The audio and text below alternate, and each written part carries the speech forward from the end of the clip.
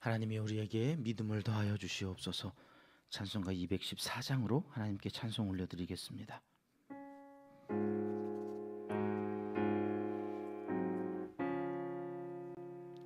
나 주의 도움 받고자 주 예수님께 빕니다. 그 구원 허락하시사 날 받아주소서. 내 모습 이대로 주 받아주소서. 날 위해 돌아가신 주 날 받아주소서.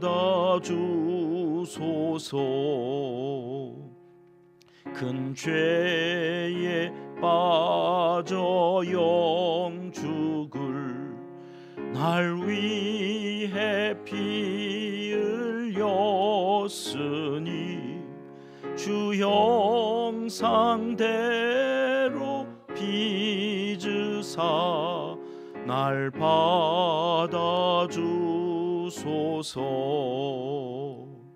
내 모습 이대로 주 받아주소서. 날 위해 돌아가신 주 날 받아주소서. 내 힘과 결심 약하여 늘 깨어지기 쉬우니 주 이름으로 구원해 날 받아주소서. 내 모습 이대로 주 받아주소서. 날 위해 돌아가신 주 날 받아주소서. 내 주님 서신 발 앞에 나 꿇어엎드렸으니 그 크신 역사 이루게 날 받아주소서. 내 모습 이대로 주 받아주소서. 날 위해 돌아가신 주 날 받아주소서.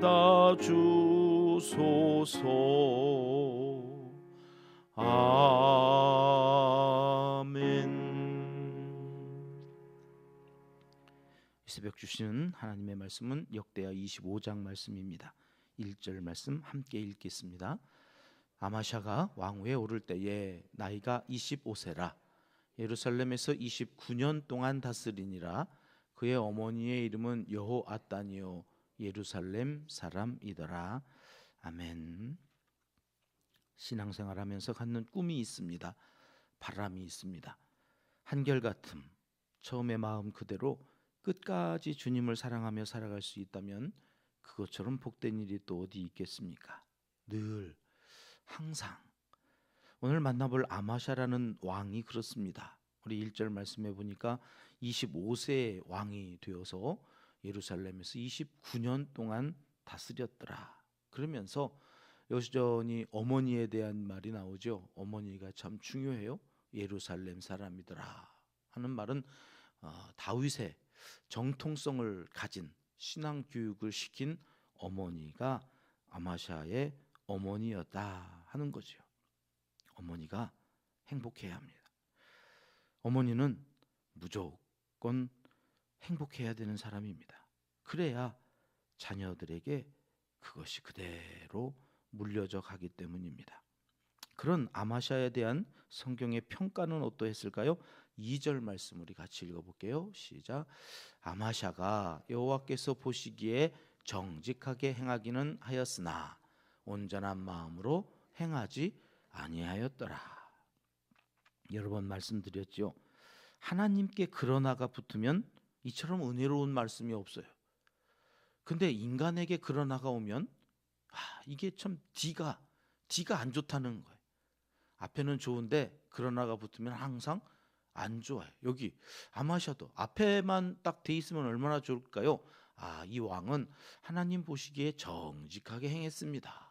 근데 그러나가 붙는단 말이죠. 그러나 정직하기는 했는데 정직한 것이 문제가 아니라 뒤로 갈수록 점점 이상해졌습니다. 온전한 마음으로 행하지 아니했다. 그 아버지 요아스 왕도 처음엔 참 좋았잖아요. 그러나 그의 인생이 뒤에 갈수록 이상해져 가지고, 여러분 그가 어떻게 죽었다고 어제 오후에도 우리 성경 통독하면서 죽음이 좋아야 된다, 끝이 좋아야 된다. 우리 24장 앞장 25절 말씀 우리 같이 읽어볼까요? 시작. 요아스가 크게 부상함에 적군이 그를 버리고 간 후에 그의 신하들이 제사장 여호야다의 아들들의 피로 말미암아 반역하여 그를 그의 침상에서 쳐 죽인지라.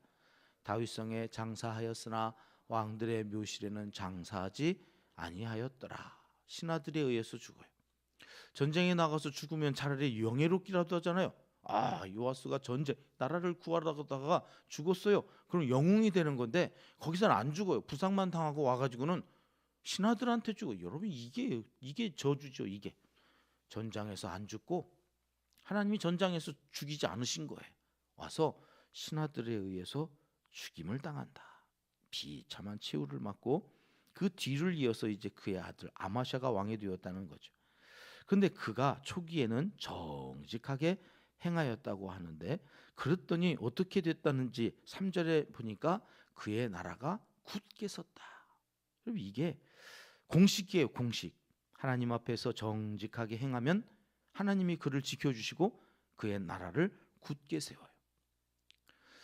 부모가 가정에서 하나님 앞에 정직하게 하면 가정이 견고하게 서지요.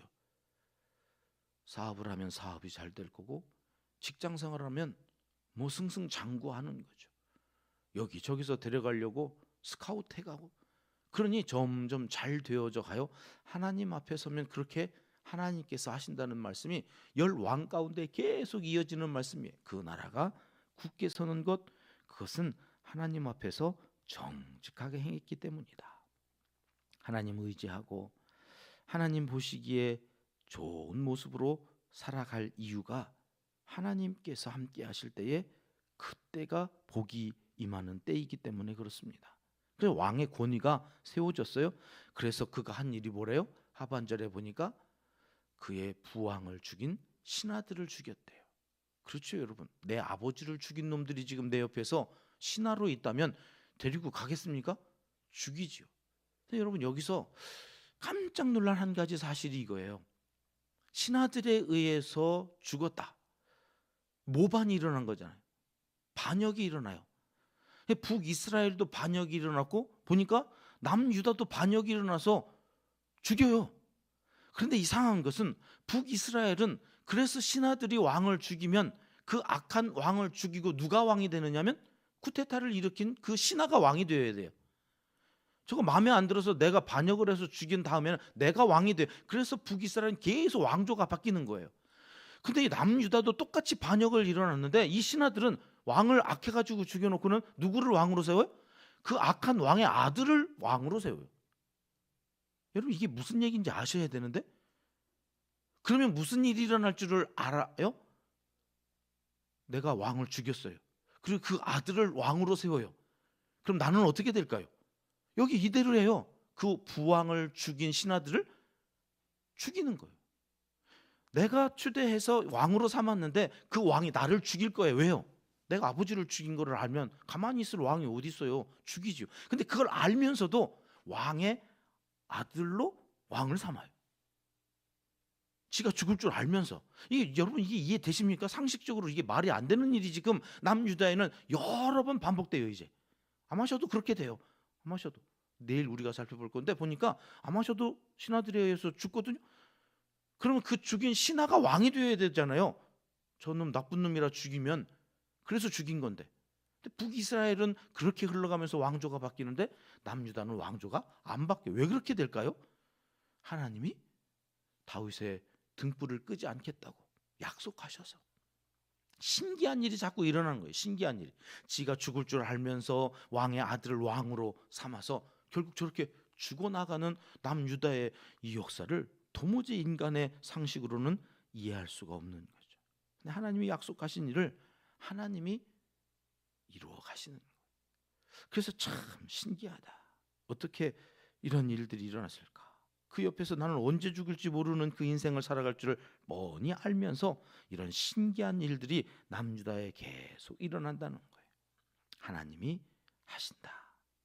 자, 그런데 이 아마샤 왕이 하나님 보시기에 정직히 행한 일이 도대체 뭘까? 성경은 설명해 주시거든요.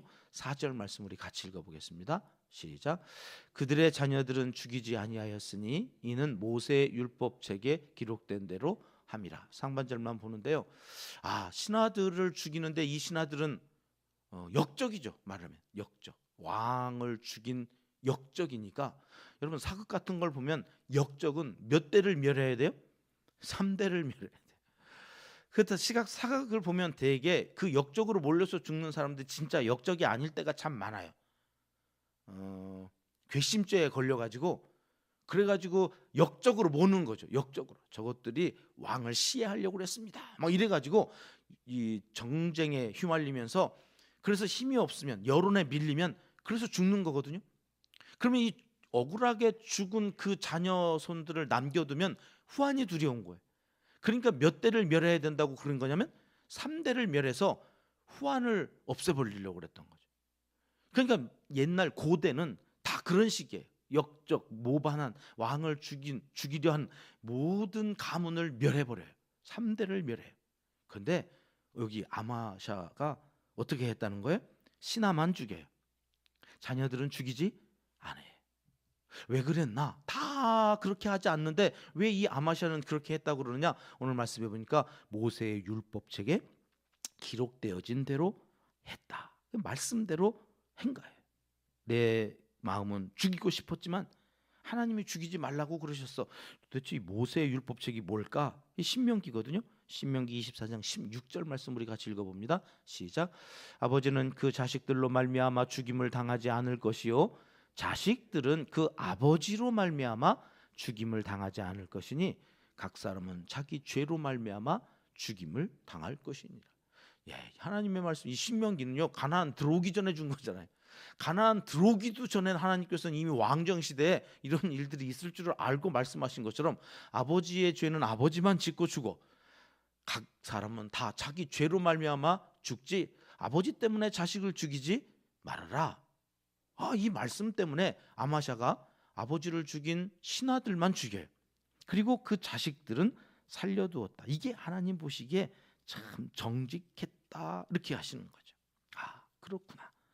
하나님의 말씀대로 그가 살았을 때에 하나님은 그래서 그를 굳세게 해주셨구나. 오늘의 말씀 붙들어야 될 우리의 기도 제목입니다. 하나님 그 말씀대로 우리도 살아가게 하셔서 하나님 주시는 은혜로 오늘도 하루 안전하게 하시고 굳세게 하여 주시옵소서. 그런데 그 말씀을 지킨 아마샤에게 어떤 일이 일어나는가? 27절 말씀 가볼게요. 같이 읽습니다. 아마샤가 돌아서서 여호와를 버린 후로부터 예루살렘에서 무리가 그를 반역하였으므로 그가 라기스로 도망하였더니 반역한 무리가 사울을 라기스로 따라 그를 거기서 죽이게 하고 반역자들에 의해서 아마샤가 또 죽지요. 그 다음 26장 1절은 이렇게 되어 있거든요. 같이 읽습니다. 유다 온 백성이 나이가 16세 된 우시야를 세워 그의 아버지 아마샤를 대신하여 왕으로 삼으니 16세 된 아들을 또 살려서 그를 왕으로 삼잖아요. 이게 참 기가 막힌 일이 계속해서 남유다에 있었구나. 하나님이 지켜주시면 이게 다윗의 자손으로 왕이 될 수 없는 상황 가운데서도 왕위를 계속해서 이어 나가게 하시는구나. 신명기 말씀으로 왕도 백성들도 선을 넘지 않고 질서를 따랐다는 것을 우리가 알게 돼요. 자, 왕도 신하의 자식들을 죽이지 않았잖아요. 백성들도 왕이 악해서 왕을 죽여도 왕의 자식은 죽이지 말아야 된다라고 하는 그 선을 지켜가고 있는 거예요. 이게 질서죠. 선을 넘지 않는 것. 여러분, 우리에게 주어준 가정에도 질서가 있고 교회에도 질서가 있고 나라에도 질서가 있는데, 오늘 이 나라의 문제, 교회 공동체마다 문제가 뭐냐? 자꾸 이 선을 넘는 거예요. 질서를 무너뜨려요. 어른을 공경하고 자녀들을 노엽게 하지 않고 사랑하면서 함께 그 질서 안에서 살아가기로 우리의 말씀대로 살아가는 인생들이 복이 있는 건데, 여러분, 이게 다 무너져 내리고 있다. 어떻게 하면 좋을까요? 하나님, 이 나라가 선을 지켜, 하나님 이 한국교회가 선을 지켜 각자의 자리에서 맡은 바 소명을 잘 감당하게 해주시옵소서. 오늘도 나라와 민족을 위해서, 한국교회를 위해서 그렇게 기도해 주시면 좋겠습니다. 옛날에나 하시던 말씀이 아니죠. 하나님의 말씀은 오늘 이 시간, 우리 이 시대, 여기 만년동에 살고 있는 은평의 모든 성도들에게 오늘 주시는 말씀이다. 아멘으로 받으시고 말씀이 그어놓은 선을 넘지 않는 정직히 행하는 사람들로 자자 손손 그 복을 받는 은총이 있으시길 하나님은 이 시간 간절히 원하시고 계십니다. 기도하겠습니다. 하나님 아버지, 말씀대로, 그저 말씀대로 정직히 행하는, 그래서 하나님이 세워놓으신 질서를 무섭도록 지켜가는 믿음의 사람들이 다 되게 하여 주시옵소서. 이제 못다한 기도를 주님 가르쳐 주신 기도로 하려오니 하늘에 계신 우리 아버지, 아버지의 이름을 거룩하게 하시며 아버지의 나라가 오게 하시며 아버지의 뜻이 하늘에서와 같이 땅에서도 이루어지게 하소서. 오늘 우리에게 일용할 양식을 주시고 우리가 우리에게 잘못한 사람을 용서하여 준 것 같이 우리 죄를 용서하여 주시고 우리를 시험에 빠지지 않게 하시고 악에서 구하소서. 나라와 권능과 영광이 영원히 아버지의 것입니다. 아멘. 월요일 새벽 함께 합심해서 기도할 제목입니다. 말씀을 따라 선을 넘지 않고 살아가는 성도들 되어지기 위해서 기도합시다. 우리 교회의 첫 번째 비전입니다. 감동과 감격이 넘치는 예배 공동체가 되게 하소서. 예배드리러 오는 온 하나님의 사람들마다 예배의 시간에 성령의 임재를 경험하고 성령님의 이끄심 따라 살아가기로 결단하고 나아가는 감동이 늘 있었으면 좋겠습니다. 여러분, 이를 위해서 꼭 기도해 주십시오. 한국교회와 지도자들을 위해서 기도하고 온 성도님들의 일터와 사업장, 생업을 이 월요일날 첫 시작을 기도하는 겁니다. 한 주간 동안 우리의 삶의 자리, 생업을 지켜주시옵소서.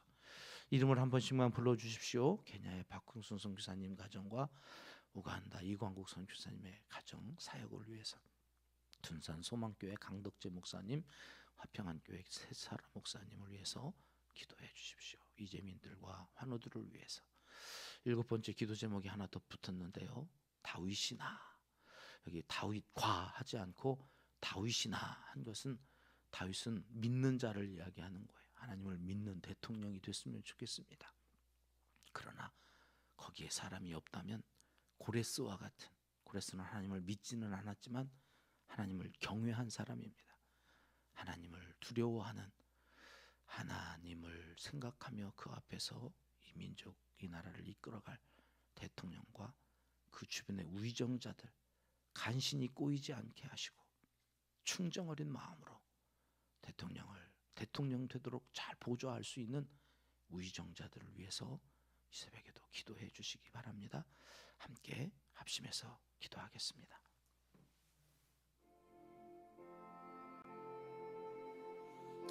참 좋으신 우리 아버지,